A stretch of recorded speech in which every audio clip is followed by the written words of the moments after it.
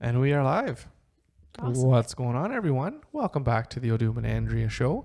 This is a podcast where I sit down with my beautiful wife, Andrea, and we discuss a book that someone wrote that is either, unique or interesting, or they've gone on some adventure.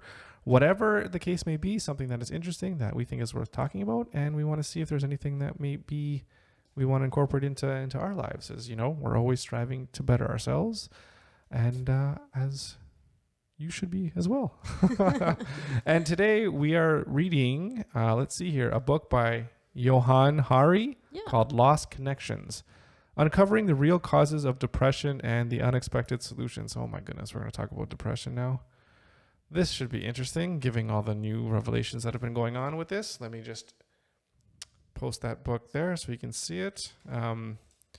The new revelations that have been going on around, I guess, in the drug industry anyways, about depression. I don't know if this is why you chose to take this book or it just happened to coincide with this stuff coming out. It just happened to coincide. It was like a really good coincidence. It's a coincidence. Happy coincidence. A happy coincidence. I guess, yeah. I mean, you've been reading these books in advance or whatever. So, Johann Hari, Lost Connections. Okay. I have no idea what this is about. I've never read this book, never heard of this person. Cool. So, I don't know if this is going to be some type of adventure thing or just something that's... I have no idea. Let's find out. Okay. Let's find out what this is all about. Okay. So he is a journalist and he's worked for, and he's in the UK. So he's worked for The Independent and HuffPost and other publications. Okay. So he's not a real journalist. And like New York Times, Los Angeles Times, that sort of thing. So he's not a real journalist. Got it. Okay. So he has felt like he's been depressed like his whole life. Mm-hmm. And so he started taking antidepressants when he was 18. And he was 18. Mm-hmm. He couldn't remember a day that he didn't have that he didn't cry or just feel like very, very sad. Mm-hmm. And he says it was like an almost constant anxious monologue thrumming through my mind. And so at one point, he finally kind of has this epiphany that it was depression that was bothering him and that you could get a pill and just fix it. And that you just take a pill and it's all good. If there's one thing that I know is the pharmaceutical company has a solution for everything. Problem. Mm-hmm. So, and I think it was the realization, it helped him because he kept kind of telling himself, oh, he's just a weak person. But then having an actual label and then a solution to go along with that problem. Sorry. No, I gotta fix your cable. It's right below. It made him feel, even just that alone made him feel better. Just kind of figuring out. Having a label on something, even though that label could be false. Yeah. Or I'm not saying it is, but I'm just saying Yeah. Interesting. So he just flipped some switch in his mind that made him feel better, even just by changing his perspective or thinking about things in a different way. I just think it gave him comfort, right? Right. Not necessarily but still, made him not depressed, but gave him comfort. But it seems like it helped a little bit anyways, which is interesting. Depression runs in his family. Yep. His mother was always depressed. His aunts and uncles were always taking kind of pills and all that kind of thing. There also was addiction in his family, and actually his first book was called Chasing the Scream, and it's all about the quote-unquote war on drugs and addiction and that sort of thing. How old is this gentleman? He's 1 year older than us. Let me see your mic here just for a second, because you keep and it's like I said, it's not your fault. So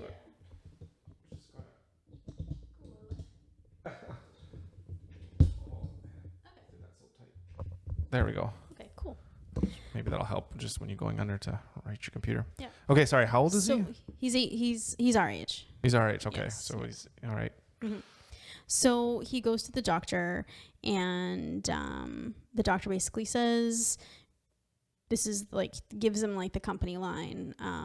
Depression is physiological, and there are people who naturally have depleted levels of a chemical called serotonin, and so we're going to give you these selective serotonin reuptake inhibitors, also known as SSRIs, and they're going to restore your serotonin levels, and you're going to feel good as new. And that's what the drug is allegedly supposed to do?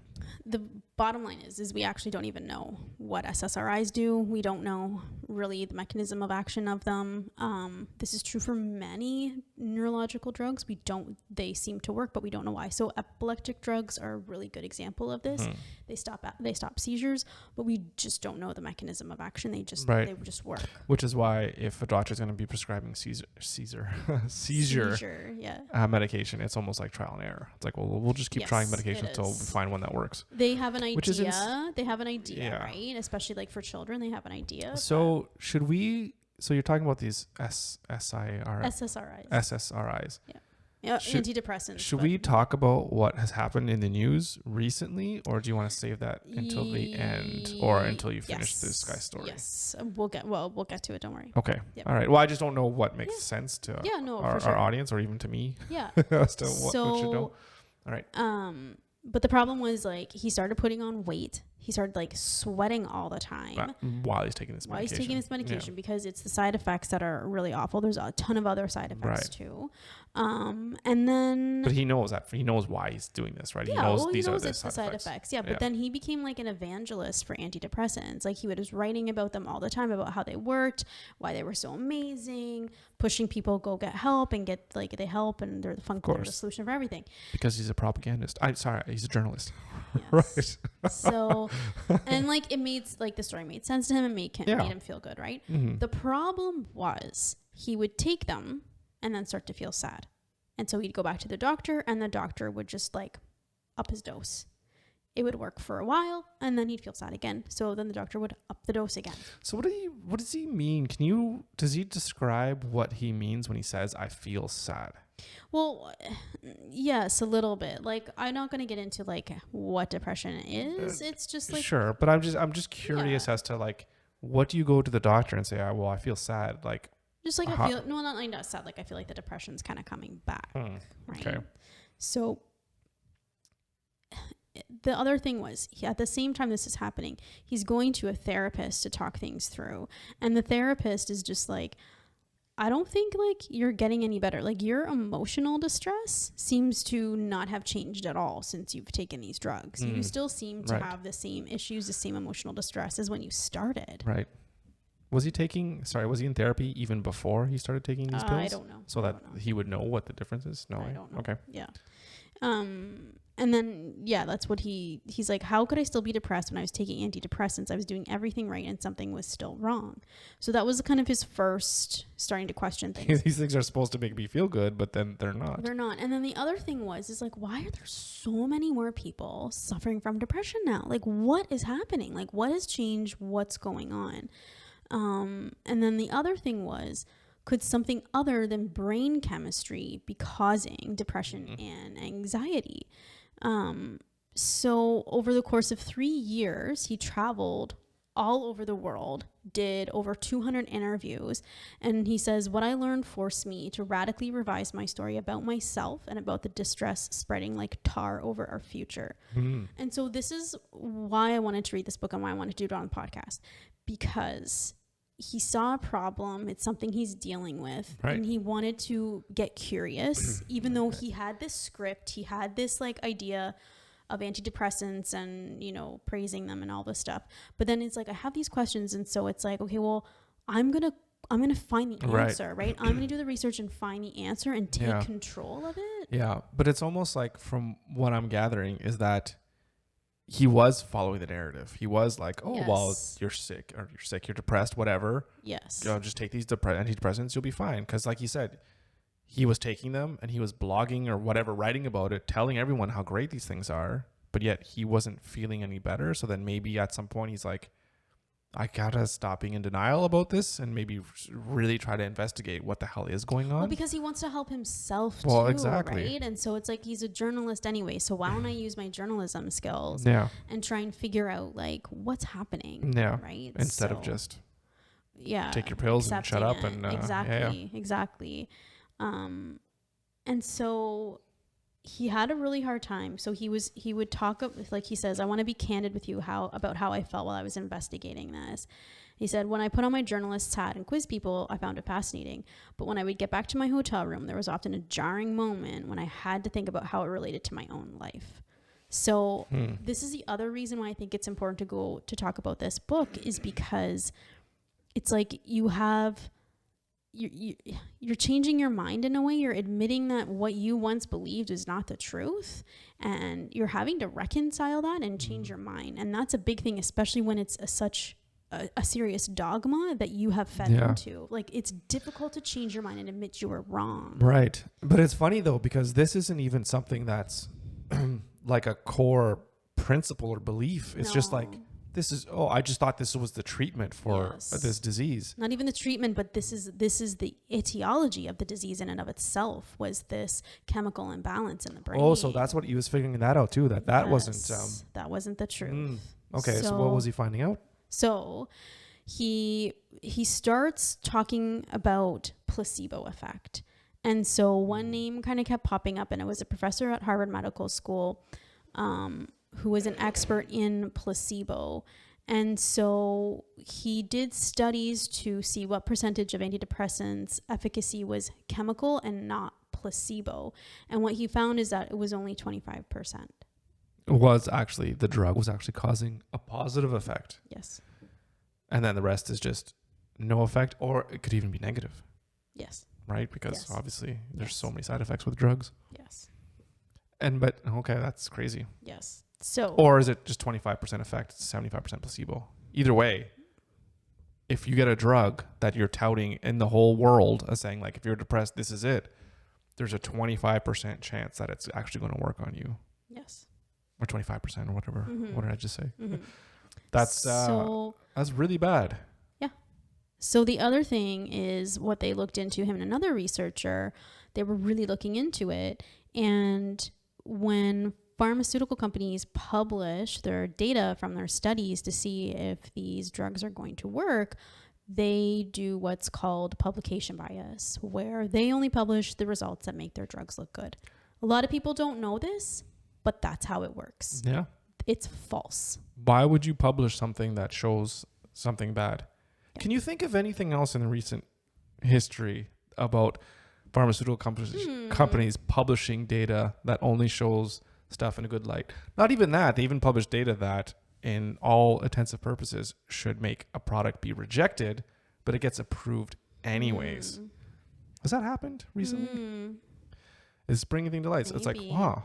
So it's like, maybe if you just look at history and how all drugs are pushed by the pharmaceutical company, so maybe we should stop to think about what we're doing in the whole industry. Okay. We're not just talking about fucking vaccines and what's going on now.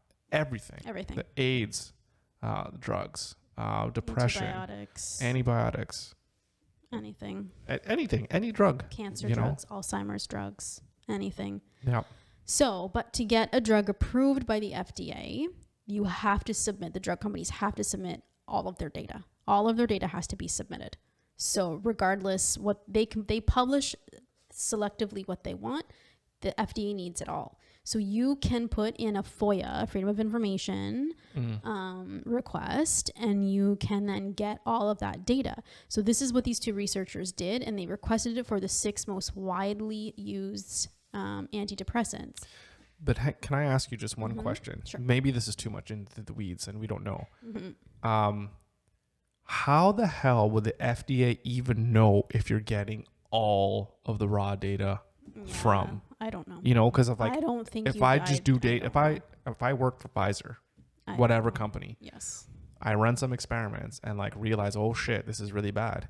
I'm just going to destroy the data, or I'm just going to not hand it in.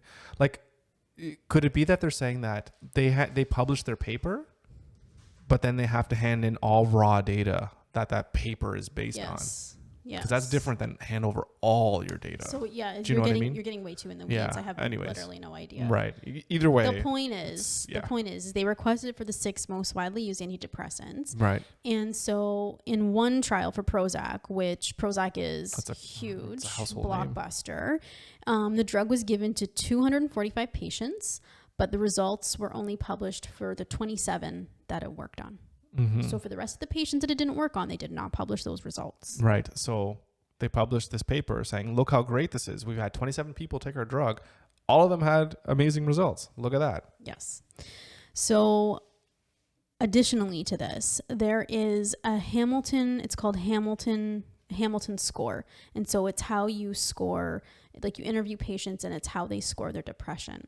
And so they found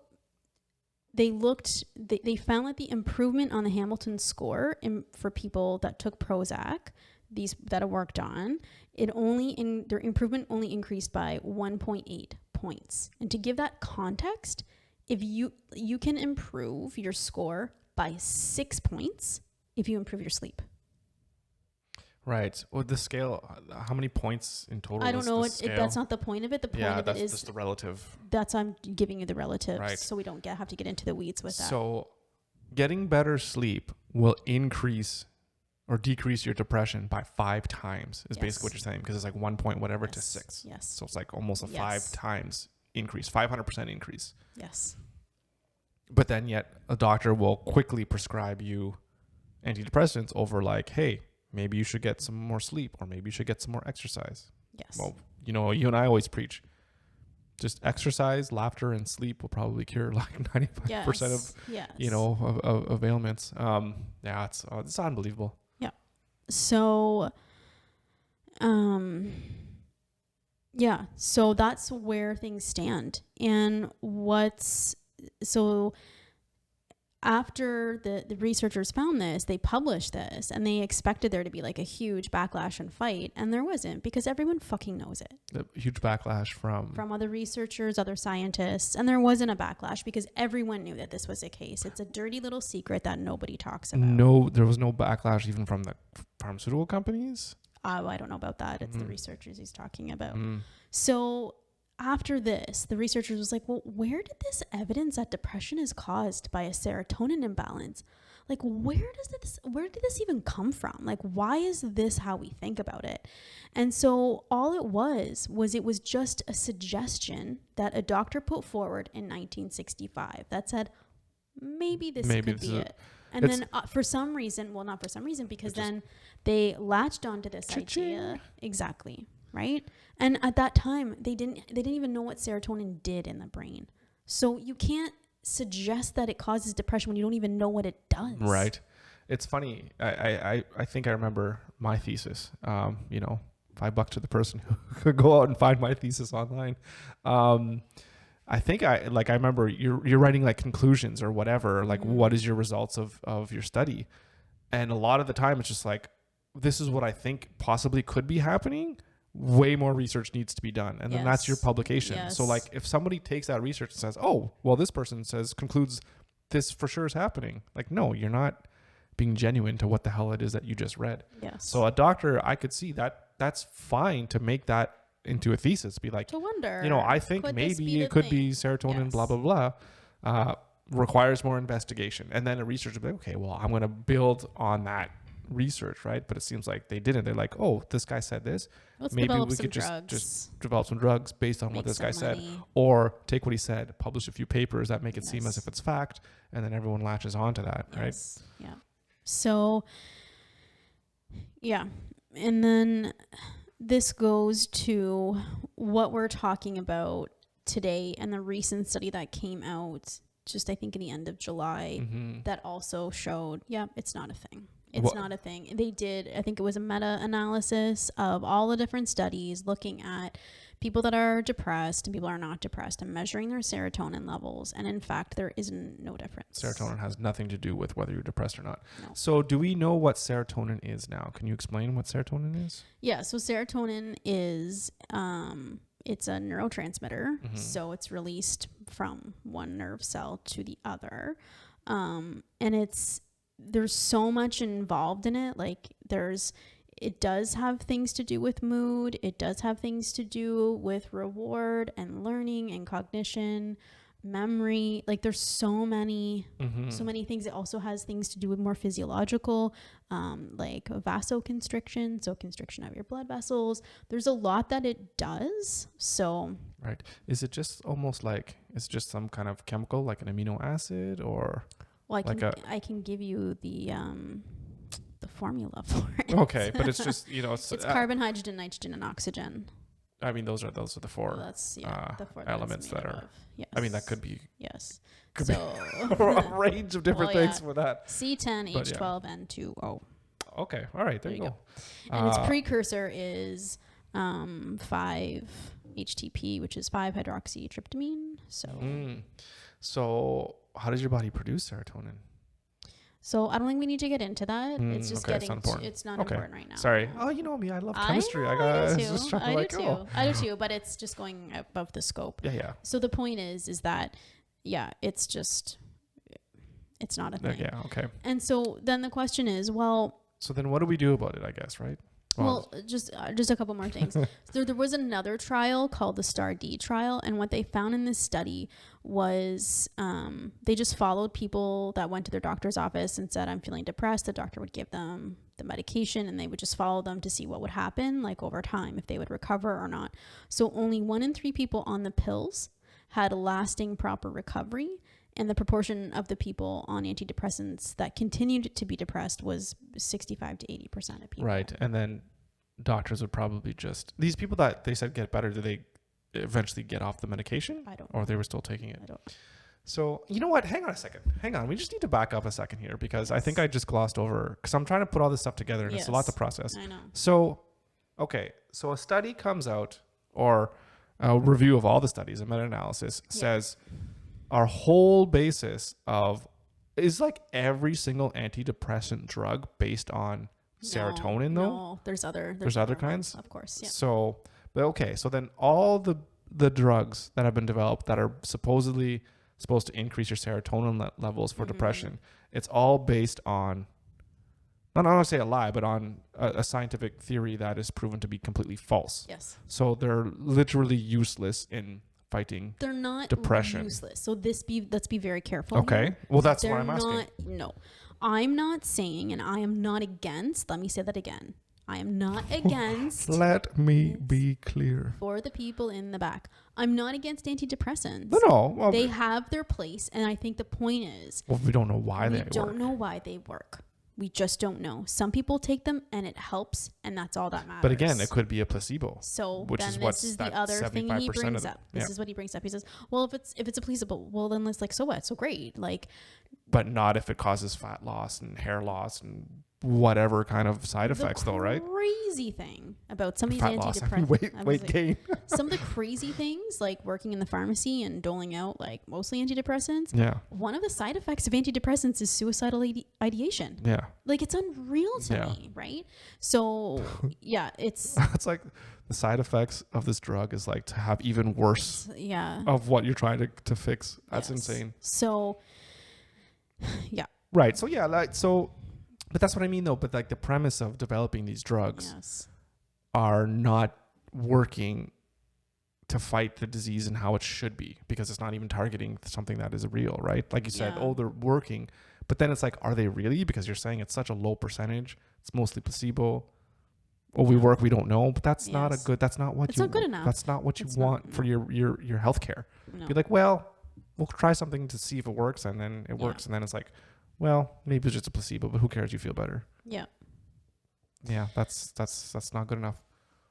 The other thing that's really interesting about this is he goes into a whole chapter talking about grief. And so to be diagnosed with depression, you have to show at least 5 out of 9 symptoms, like every day. But there is an exception for grief when you are diagnosing depression, obviously. Well, yeah, if somebody has just lost somebody very important, they take off all the boxes of be like, oh, this person is clinically depressed and whatever. And so there was an exception in the DSM, so the Diagnostic and Statistic Manual, which is the manual that we use to diagnose mental illness in people. Yeah. There is an exception. It's called the grief exception, right? And so you had a year. You had a year to grieve, and then you could be called clinically. But they keep shortening it. So then they shortened it to 3 months. Yeah, isn't it like 2 weeks or then something? Then they shortened it to 2 weeks. And now there is no grief exception in the DSM. So I could die. You could go in and say, I feel really sad about my wife dying, and they'll be like, okay, you're clinically depressed. I'm gonna prescribe you an antidepressant. Right. Well, I would want a doctor to be like, well, has anything happened recently in your life that would explain? They don't ask these questions. They don't ask. Are they not allowed to ask these questions? They don't have time, and they don't care. Maybe Okay, they don't care. I'm sorry. I'm sorry. Doctors should care. I'm like You really- so triggered. Yeah. I'm so triggered because I need you to stop using that word because that word is actually triggering me. Okay. So, right, because you're saying, I mean, going back to this guy's character and why you like this book is because he's diving deep into this issue, and he's finding out then that, oh my God, I just lost my total train of thought. He's also finding out about what's going on with depression. Why are there more people being diagnosed than ever? Because I guess, I don't know if it's an exponential increase. I don't know. Just kind of how you're seeing way more kids being diagnosed with autism. There's all that kind of stuff. Yeah. So, but is he thinking then it's because of this changes to this DSM? No. Which is what you're talking about right now. No, I'm not. Just wait and I'll get into it. Okay. So the point is that if you concede that you see symptoms of depression in this situation, then what's to say other events will also make you feel this way? If you lose your job, right? That's you're gonna have to grieve that. That's like another grief exception. If you're being bullied at school, right? So it's not. Well, that's actually really bad though. But no, I understand. Well, I guess but all really bad. But the point is it's not simply your brain physiology. It's you have to look at things in the context of what's happening in your life. If I die, you're not depressed because all of a sudden you have a chemical imbalance in your brain. You're depressed because it's a loss. But this is where I get very confused about what is actual depression versus I'm just really sad and I'm feeling actual just emotion based on what has happened in my life. That's what I'm getting because at, right? Losing someone that you love and feeling sad and like crying all the time and just like, how am I going to survive and how am I going to move forward? That's normal and that's natural. And I don't think there's anything wrong with that. And how do you put a time limit on it? And you don't need to go. Some people could move on probably faster than others. Yes. Maybe if someone can't let go after like 15 years, maybe there's some other things they may need help with. But that's where I think therapy and just talking about your problems can help. Not just like, you know what I mean? Like that's a big difference from someone like the guy said, oh, I just feel sad all the time. And if nothing's making you feel sad, then okay, what the hell's going on? Well, of course. Versus I'm sad, but two people say they're sad. One guy just lost their dog and the other guy is just I just woke up that way. Those are two completely different, they should have two completely different treatments. Yeah. No, absolutely. Yeah, it's well, and this is where it comes down to, because if you say that yes, there should be a grief exception or an exception if you lose a job or any of these other things, like these big events in your life that can make you feel like upset or sad or depressed, then you have to admit that the chemical imbalance thing is not entirely correct. Right. So you're saying they're contradicting themselves in their the DSM or whatever. Right. And then how we treat it. And so I think it goes back to the model of depression needs to not just be a chemical imbalance, or just a physiological. It has to be what's called a biopsychosocial model. So you look at the biology, you look at the psychology of the person, and then you look at their social. But see, doctors are nowhere near trained enough to be able to handle this kind of multidisciplinary kind of approach. I mean, they can't even look at it when you just have regular, like, I'm overweight.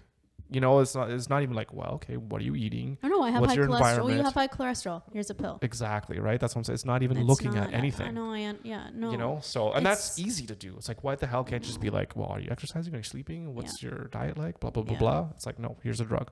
So think of something where, like, if you're like you say, if you're fat, if you're overweight, or you have high blood pressure, or you broke a bone, like these are things you can measure with devices and you can see. Yes. But like depression is not even something you can see or measure. You're just dealing with what people say. So, and it's like, very similar to pain and how the pain book that we talked about. It's like, well, and that's why they have that subjective Hamilton scale, right? Because it has to how else do you measure it? It's really difficult. Right.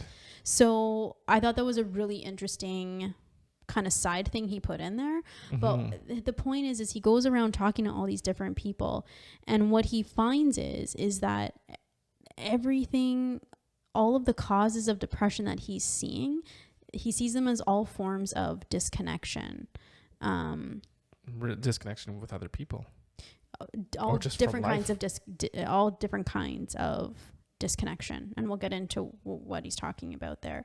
He does also talk about like what are I think the I like where this guy's going, but yes. let's But see. he talks a lot about like what are the role, what is the actual role of like the physiology role, like what is that role in play in depression, what role do your genes play in depression? And so they did twin studies to look at how closely depression correlates between identical twins. And so there's, just to give context, there's some conditions that it's 100%. It's 100% genetic. Both twins will have that condition. I think Huntington's disease, I think, is 100%. So if one twin has Huntington's disease, then the other twin will 100% have it. So it's 100% genetic. Yeah. There's other ones where it's like you have 50% chance, where that kind of thing. For depression, it's 30%. Well, then okay. Well, then that to me suggests,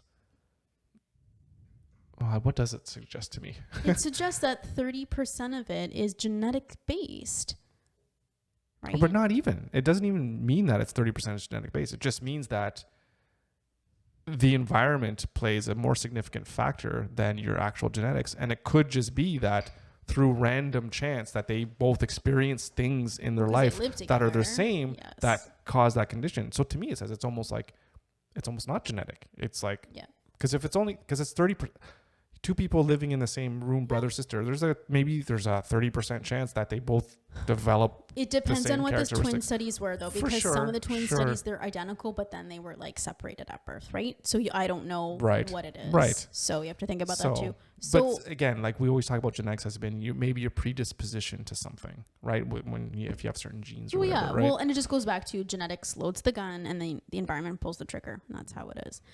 So, what was I going to say? So the first disconnection he talks about is, and you're going to love this disconnection. And this is the other thing I love about this book, is he goes through all of the disconnections and then he goes through how we can reconnect. Solutions. Yeah, I love it. All right. So when are we getting rid of our cell phones? It's coming up. It's going to be harder for you than me, Mr. SimCity. Listen. Listen. I like city building games. What am I going to say? I can get rid of that. I'll play right now. Please. Okay. So anyway, the first disconnection he talks about is disconnection from meaningful work, which I think.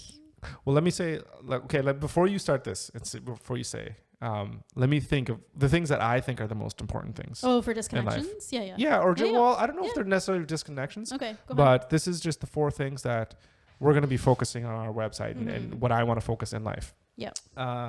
So the meaningful work, that is super important. Yes. I have that meaningful work and something that'll give you fulfillment and purpose in life. Meaningful relationships. It's not about having I got 1,000 friends. It's just having that connection with friends and family and having people around your life that, you can count on and talk to and whatever, and have a great social circle. Yep. Small. Yep. So, the third one is being as healthy and as fit as you can and really taking care of your personal health, whether that's thinking about longevity or whatever. So that's like being connected with your body, I guess you can say. Sure. And then the third one is or for the fourth one, I guess for me what's important is financial freedom and being able to, maybe this isn't making sense here, but at least to be able to be free, to be able to connect and do the things that are important to you, that you don't have to always worry about money. But I think that and meaningful work is kind of sometimes intertwined or whatever. But anyways, so that's what I think. Okay. But in terms of connections, definitely connecting with nature, connecting with people, getting away from technology. I think technology has done so much damage. I mean, it's done some great stuff. Look at the stuff we're doing right now. Yeah. But I think it's done a lot of damage to our society. Yep. Like a lot. Yep. Anyways. So, yeah. So the so first... am I off? you missed a few. All right. Well, I'm of just course. listing what's important to me. Of course. Which might, of course. you know. This is just what he saw from interviewing so many different researchers, right? Right. This is kind of the buckets he put them Right. in. So meaningful work. So this is an old stat, but a Gallup poll in 2012 found that only 13% of people feel engaged in their jobs. Mm-hmm. It's 63% are non-engaged and 24% are actively disengaged. So to be actively disengaged. disengaged. Is it like Office Space where it's like, yeah, I'm just not going to go anymore and Yeah. just see what happens? So sorry, does that number add up to 100%? I don't know. I'm sure it does. So, but the point is like the other thing he talks about is not only are we disconnected from meaningful work, but it's like our work is just downright boring and monotonous. Like if you're working in a factory, like that's boring and monotonous. Or he goes through so many different stories of people in this book, which they're amazing. And the one thing he talks about is in this one, I forget where it was. It was in the UK, but I forget what. It was like an office setting. But the people, they were like, oh, who's more likely to have like a heart attack and die? Oh, it's got to be like the guys at the top that are so stressed out all the time. They've got to be the ones that are going to be more likely to have a heart attack. Like at the top, like CEOs or whatever? Yeah, because they have all these like responsibilities and everything. No. Not the case at all. Yeah. It was mostly the people on the bottom because they felt like they had like zero control over anything in their job. And to be real, they don't. They don't. You don't. No, you don't. So if you're like a always low being worker told at what like to do. Amazon or whatever, it's like do this or you're fired. We'll just get someone else. Even though like their job was like fine paying, like they're making a fine living, but it's like within that job itself, they had no control over what they could do. Yep. So then for the reconnection, he tells this amazing story about this bike store. Then this was somewhere in the States and they were trying to unionize, right? And there was just like a bicycle store. It was just like, it's a bicycle, you know, little track, as you cling, do. cling, cling, cling. And so they were trying to unionize because they wanted like fair hours and fair work. This and must have been was this a chain? I don't just know. one? I don't know. So, but the lawyers like busted it up. So they got together and they started a new cooperative democratic bike shop, and all the workers left the other Interesting. bike shop. Oh, so the lawyers of the bike shop said like, you guys aren't unionizing. Yeah, We're gonna bust this up somehow. Yeah, they busted up somehow. So, well, that's the thing like if you are in a situation that's causing you just unhappiness and despair, you got to figure out a way how to get out of it. And I love that. It's like, oh, fuck it, we're just gonna open up our own store. Yeah. But that's hard because it's hard. It's like, well, you gotta put the capital in them. But if you go together. Yeah, and so they did it together. They make all the decisions together. Everybody does.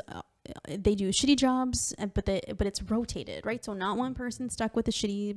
Not one person's the big boss. They might have like a rotating board. You know, like the secretary. You know what I mean? You have like a board, I don't know how they forget do about that. the details. But that's not important. Yeah, but that's what they did. And that's so awesome. what happened was like they weren't just reconnecting. Oh, the happiness is like but they weren't just reconnecting through like meaningful work. Like it wasn't just that one reconnection that they were gaining, because they were gaining like back control of like and securing their futures. Exactly. Right? Like all of those, and then reconnecting like with each other and the community. Because then you want to be successful. You want everyone to have a positive experience when the shop. You have buy-in. And then you're just having fun. And then once everyone's having fun, it just ups the morale. And then probably going to do better customers. Sales. I hope at the end of the story that other bike shop is out of business. Oh, I don't know. It would be good to hear. But so what's really interesting is Cornell University did a study looking at 320 different businesses. And so half of them had like that typical top-down approach. And then the other half had a democratic approach. And what they saw was those businesses that had a democratic cooperative approach, they grew on average 4 times more than the other ones.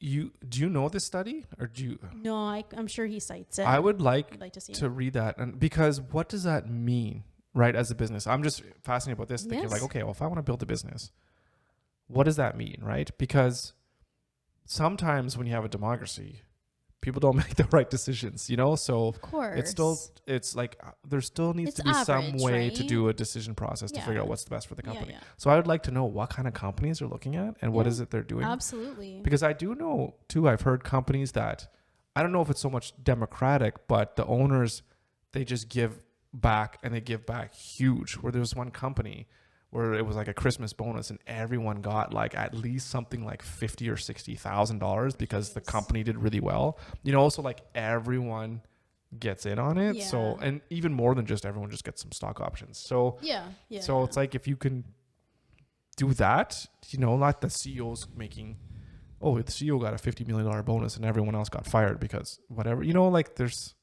yeah. Anyways, that's fascinating. I really would like to learn more about that. Yeah. So then the next disconnection, which I think is probably the most significant, that's how I feel after reading this book. Mm-hmm. Probably the most significant disconnection that we're experiencing is from other people. Okay. Disconnection from our communities. We're all so just like ourselves or our family unit. Like they did a study saying like if you who do you have to call on if you're like an emergency? And like a lot of people said like nobody. They don't have anybody. And that's really sad.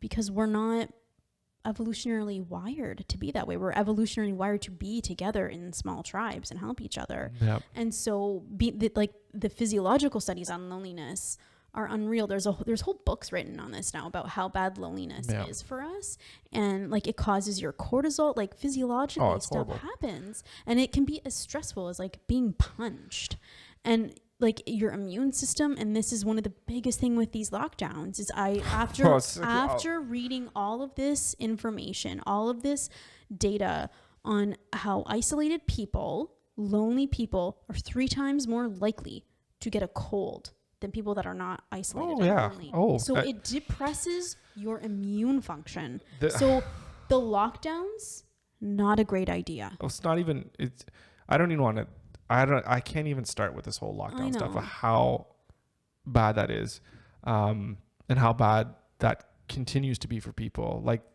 the data, I don't even know if anybody's going to collect the data on how much increase of suicide, depression, anxiety, 100%. like I said, lower immune system, just overall mental health of entire generation of people is just shot. And that damage is, I don't even know how they're going to be able to quantify that, if at all. And I'm sure there's going to be a lot of people that are going to not even want to get that information out on how devastating that was. Yep.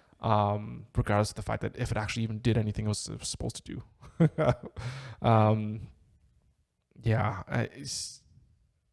It makes no sense to be able to do those kinds of things and to put people through that, knowing how bad it is for people. No. Like when the cure is worse than the disease, right? No, and that's it.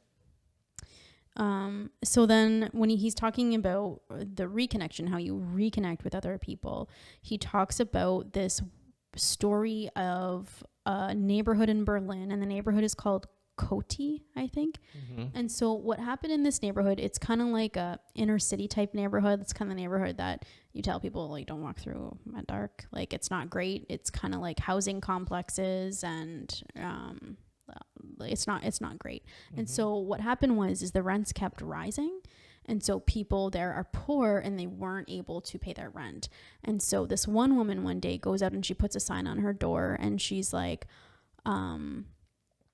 basically, I'm going to commit suicide at the end of the week because I'm being evicted and I have nowhere to go and I can't pay my rent. So I'm like, at the end of the week, I'm going to kill myself, basically. So people rallied probably around that. They rallied around her. They did huge protests. They like blocked a whole intersection, and they were just like, "Oh, if we can like make this like last like a week, we'll be happy." It lasted for like over a year, and now there's like a monument there. But the point is they had to go out together to like man this like protest. The police wouldn't shut them down and take it away in the middle of the night.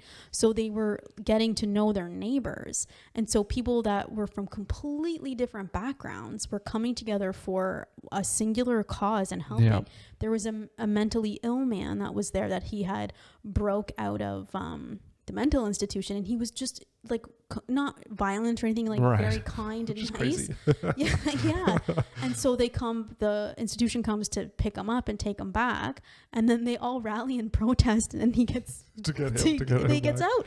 But then and then there's like a gay owned bar in this area as well, and people that were like super conservative would never go into that bar, but that bar kept coming out and like giving people like snacks and treats and like coffee when they were standing in the middle, and I think they even gave the mentally ill man a job there. But it was just like, and then eventually they were able to get some of these reforms, but it was like, it reminded me of the convoy. It's right? like, I was gonna say, it's people coming together for a common cause. Differences don't matter. Like, it was a beautiful story. It's finding humanity and finding that there's so much more that brings us together 100%. than keeps us apart. Yes. But there's just always, for whatever reason, there's such a push from, I don't know if it's from government or from policymakers or corporations or whatever it is, but it's like, it's just nonstop trying to put us up against each other and never to just bring us together.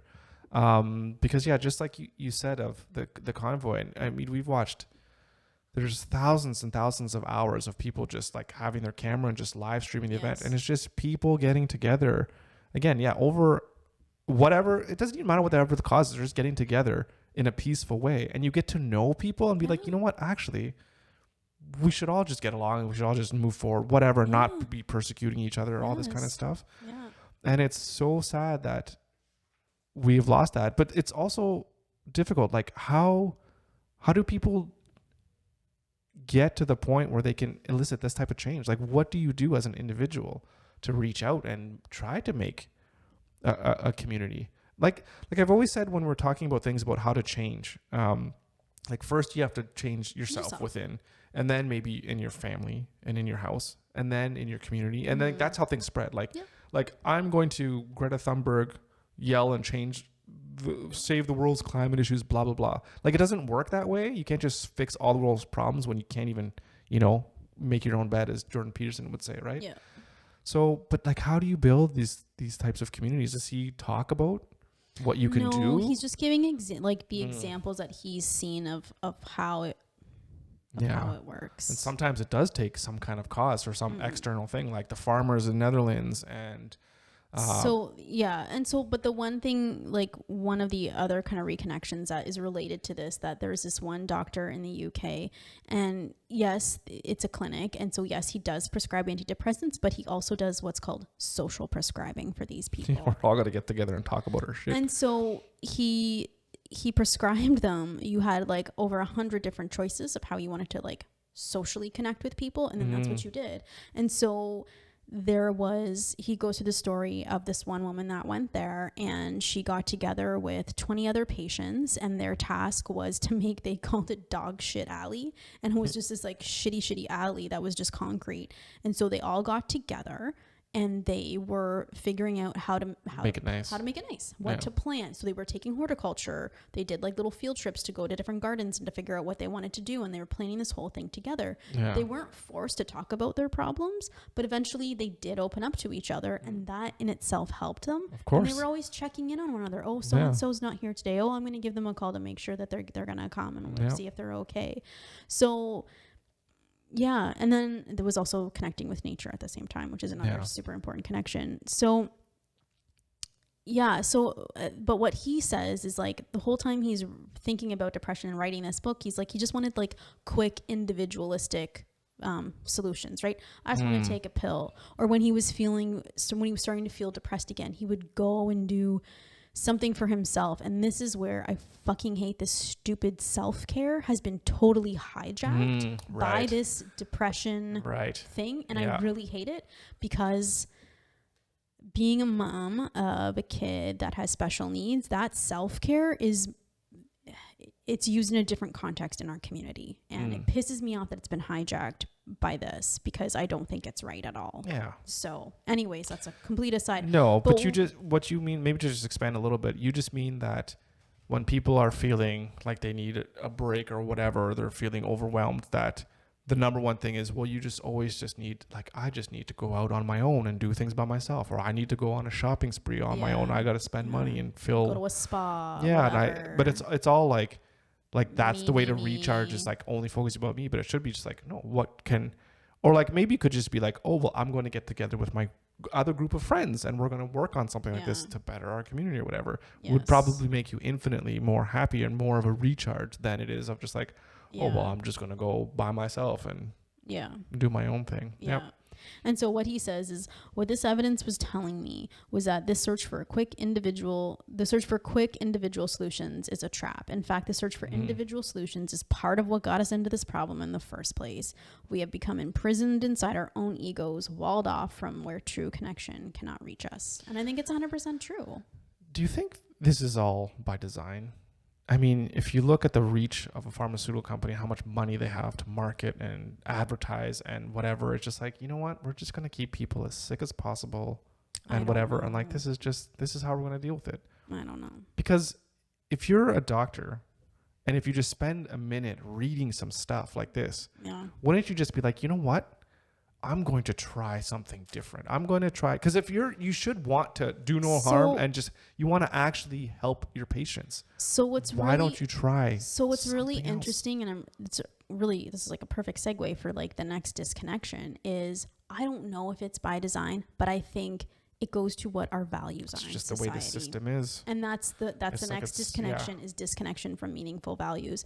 And what I love what he talks about is, it's like we eat junk food, and now we also have junk values that are put on it. So things like we're comparing ourselves on social media to the best of what they're posting, right? That's not their real lives, but that's what we're comparing ourselves to. And even that, it's so highly curated and whatever, and it's not even real. Yeah. And so we're not being driven by like our innate needs to be connected and to have autonomy and feel valued. Right. And so it's just all of these junk shitty values. And so what happens is like the ad companies feed into it, right? They tell us what we should have and what we need to do. We're not good enough, so we need this new car, right? We need this latest or it's not, they don't specifically say you're not good enough, but you're like, if you get this, your life will be infinitely better if you had had this product or what have you. So he talks about intrinsic motivation versus extrinsic like motives. And so that's what everyone is being driven by right now. Not everyone, but a lot of people what society's been driven by is like these extrinsic values and motives, and not intrinsically what do you actually value. And so, he says we're being propagandized to live in a way that doesn't meet our basic psychological needs. So we are left with a permanent puzzling sense of dissatisfaction. Yep. And then what's going to be there when that void's not filled and it becomes more and more of a problem? Yeah. Pharmaceutical company to the rescue, because everyone just wants a pill. Yes. Because it's easy. Yes. Yep. And so what's interesting, it's like this perfect feedback loop that just feeds on itself and makes the beast worse and worse and worse. Yeah. And so he talks about there's in Sao Paulo, Brazil, there's actually like a ban on billboards. So there's no advertising there, like in the city. Sweden and Greece don't allow advertising directly to children. So it's like... That's tough though, because what about TV shows? Well, I don't think they can advertise like toys or stuff like that, right? Like, I think that's what they're kind of talking about. Like nothing could be advertised specifically for children. Yeah. Interesting. Yeah.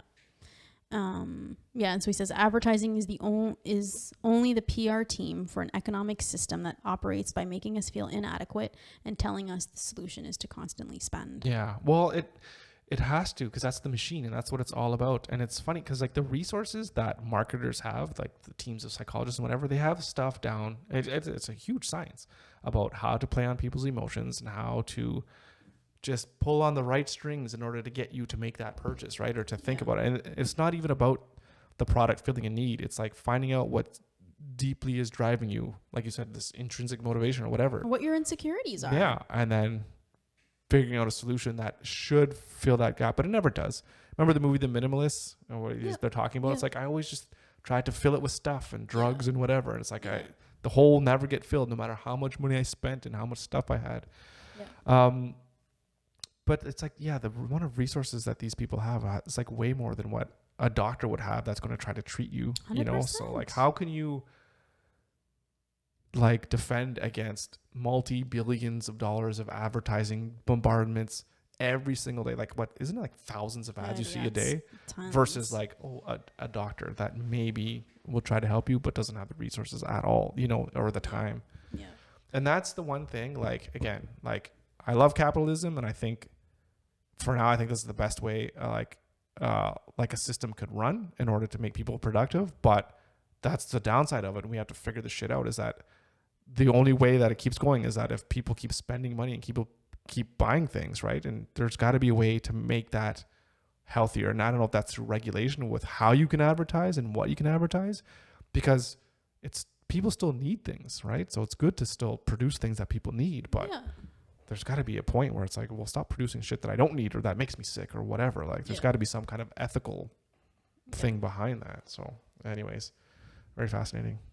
What was interesting with this reconnection is he talked about, there was an experiment that actually they got a group of people together and they talked about what they spent money on and why they spent money on, but then also, well, what do you value?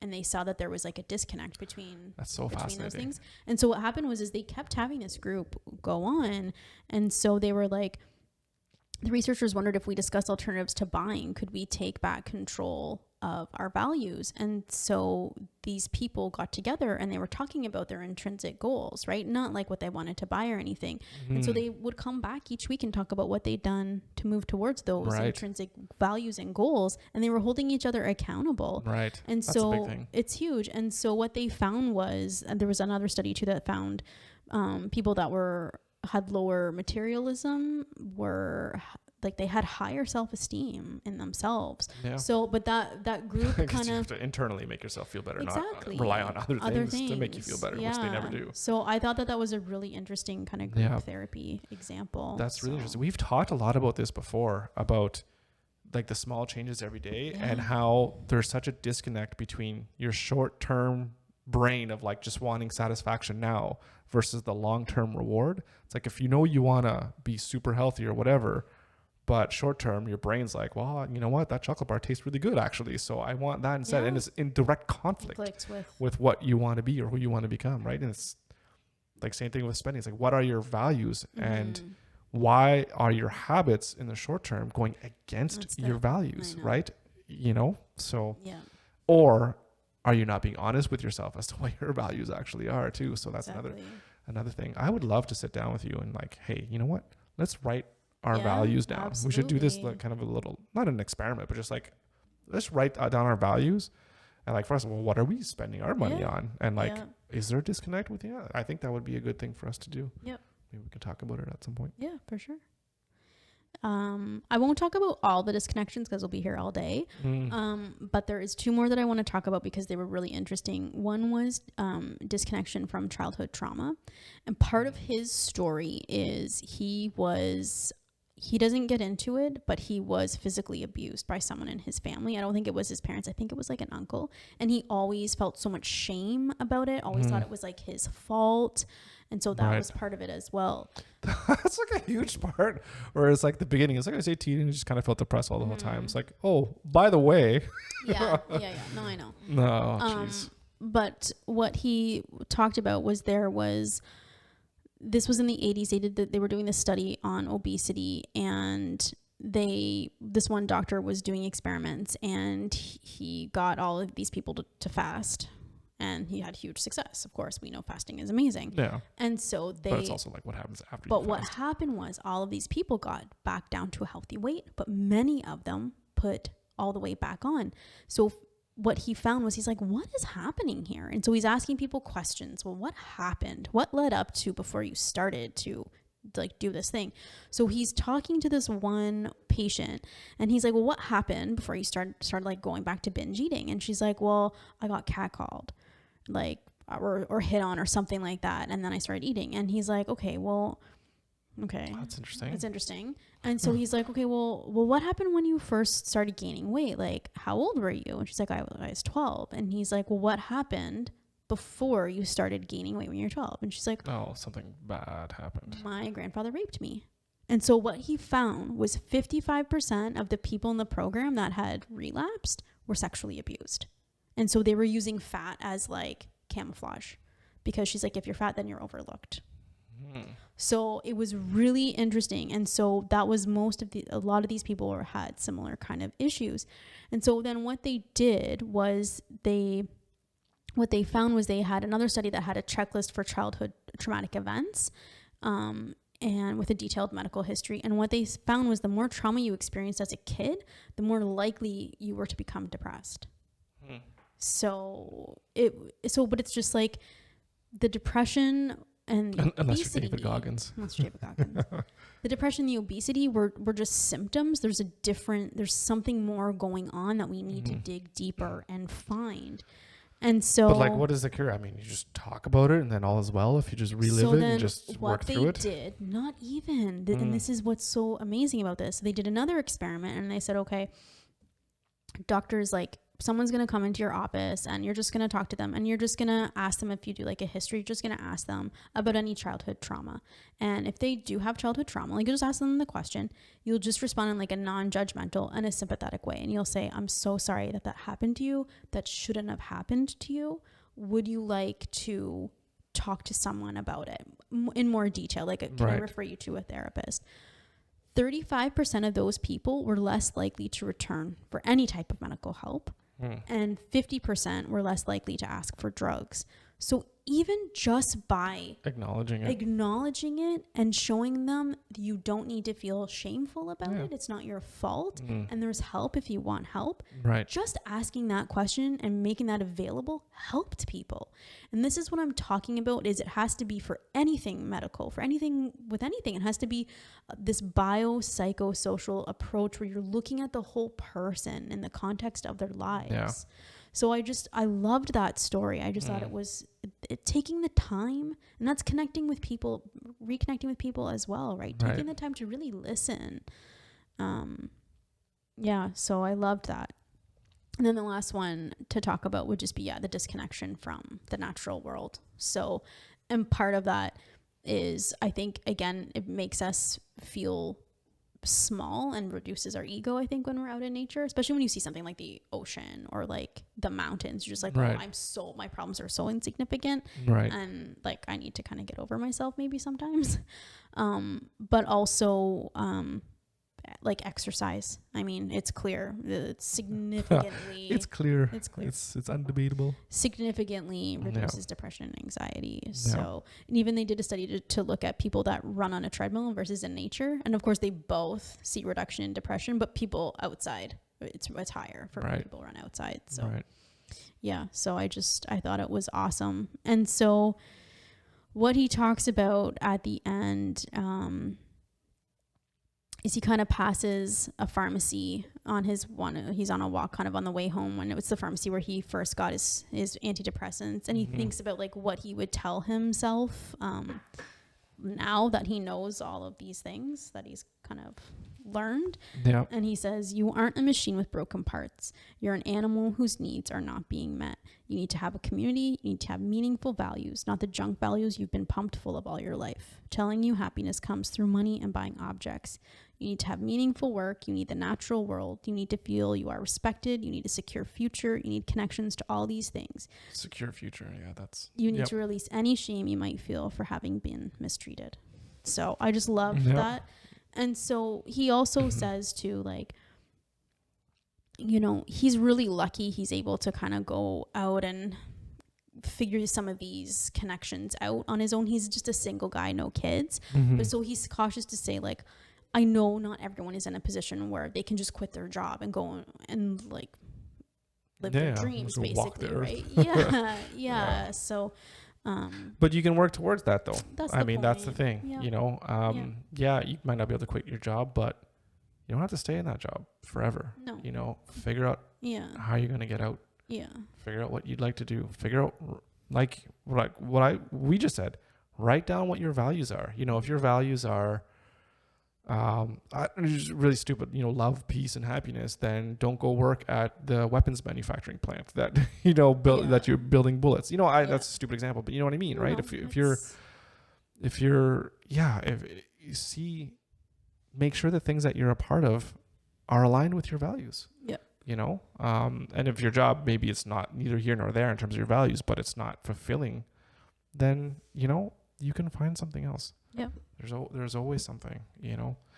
I know it's tough, though. You can definitely feel trapped, but you know, sometimes, you know, in life, getting fired is a kick in the ass that you need to be able to do what you are better suited to do. Anyways, I won't say what you're meant to do, but I don't know if you're meant to do anything. But yeah, it reminds me of that. Remember that viral video? Well, there was a lot of viral videos.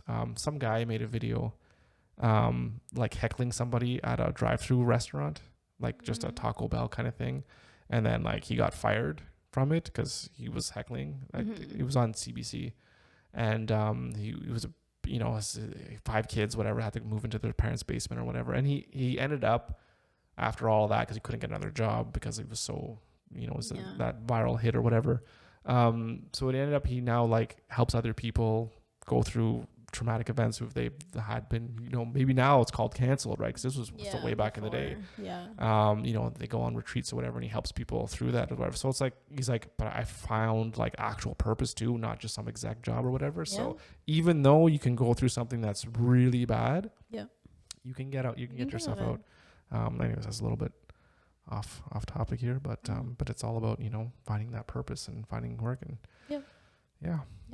So like I said, like there was, I kind of abbreviated it there because there's a lot. And I think the book is just so good. It sounds really good. And I love that because I think the world is really disconnected. And I think you and I think honestly, that's something that we need to do better. Yeah. Is connecting with other people because we're always so busy with our own things, and really just the 4 people that are in here. We could do better at connecting with other people for sure, because it's like, who are we going to call on if there's ever an emergency? Like I have a couple people, but they're not like I know super. I know that they would just come and at a drop of hat, right? So we don't have those friendships and everything. So like obviously we literally just moved here and then the pandemic hit. Yeah, so we didn't even have time to make any connection. No, for sure. But again, no excuses, right? We're talking all this kind of stuff, but I'm just saying, it's not that I feel that I'm unhappy or anything like that too. I know. But it's it's something that we can work on, and something we will work on because there's some things that are coming up, which is going to be pretty exciting. Yeah. So 1 to 10. Oh, like 12. Oh, there we go. I think I told you when I started reading, I was like, I think this is going to be my favorite book of the year. Oh, really? Yes. Oh, we should do a book of the year award. I'm pretty sure. It's only, I read it in July. I read it in July. So we'll see. But so far, I have another one that I'm reading right now that I think might be up there too. But so far, like this book is just social prescribing. Yeah, it's so freaking good. I really suggest everybody read it. One thing I was gonna say is, like we're talking a little bit about technology, and like he's saying, we get group in person or whatever, but now things are like, Tinder or whatever. I've never used any of these god awful dating apps, but it's like you don't even connect with people on there. It's like you just swipe, and it's just like a hookup platform. So it's like app idea, create, if you actually want to use technology to bring people that are like-minded together. Maybe they have like meetups or whatever. They have that, but you know what I mean, like something to bring people together in a meaningful way, not in just like it's all about connection. It's all about connections. It's all about the spirit. About passion. It's not about cock and balls and shit stain. Whatever is that from? It's from 40-year-old 40-year-old virgins. I can't even remember what that guy says. It's the best. It's not about this. Please stop. Please stop. So I think that's it. There's not, any adventure type things that this guy did. No, but I think definitely the takeaways are definitely connection is really important. And like you said, making sure, like there's so many takeaways, like sitting down and looking at our values, like you said, let's do that. Let's really focus. And I think that what is the focus of this year for me is like making connections here and trying to do that. And Yep. And don't be advertised to, obviously. Yeah. So cool. Yeah. Right on. Cool. Oh, crisp high five. Let's get it. It's like you're so surprised. Like this is the way that we've ended every podcast for the past 5 years. It's like, Anyway. I didn't know we were going to do this. So thank you so much for watching and listening. And good luck with your connections. And we'll see you next time. See you next week.